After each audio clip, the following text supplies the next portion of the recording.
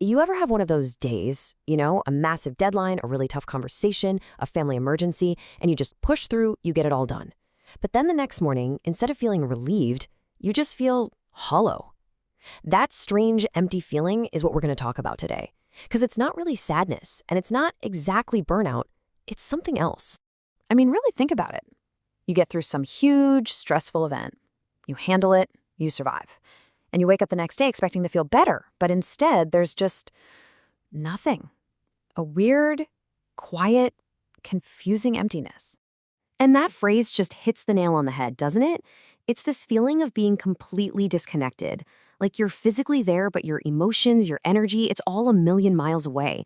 It's like someone found the dimmer switch inside you and just turned it all the way down to zero. Okay, so let's get really specific here.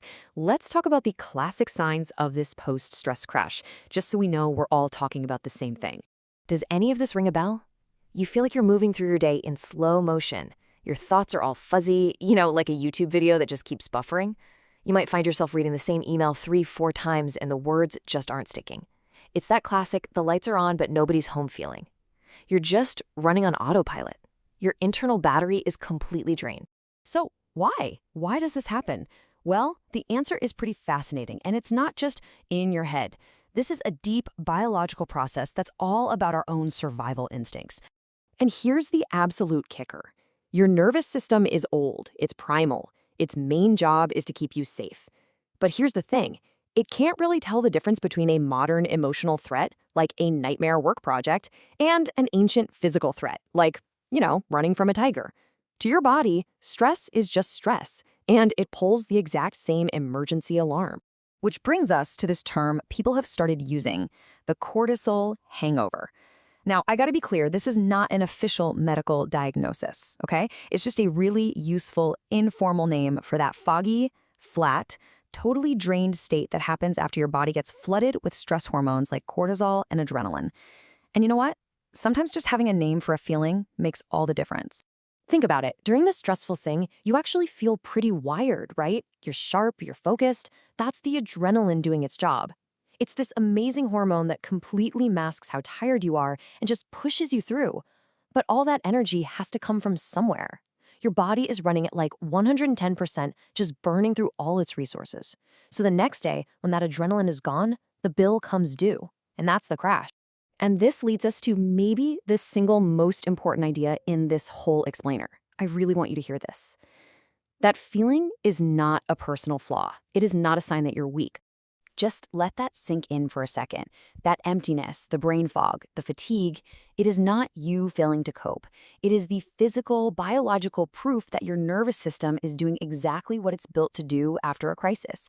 It's recalibrating. It's resetting itself from high alert survival mode back down to a state of rest. And this whole recalibration process can look like a lot of different things, right?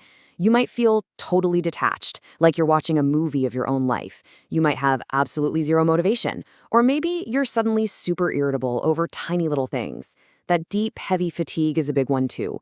And so is that powerful urge to just be alone in the quiet. These aren't random symptoms. They are all signs that your body is trying to heal. Okay, so if this is just our biology at work, what can we do? How can we actually support our bodies and help our systems recover a little more gently, a little more effectively? All right, here are 7 really practical things you can do. First, and this is the big one, you can't think your way out of this. You have to support your body first. So start with something physical, like slow breathing or a gentle stretch. Number 2, refuel. Stress literally burns through your brain's fuel, so please eat something and drink some water. 3, and this is huge, accept the numbness. Don't try to force yourself to feel things. At the same time, reduce stimulation. Put the phone down.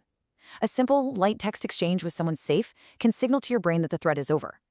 And finally, some gentle movement, even just a short walk, can help your body process those leftover stress hormones.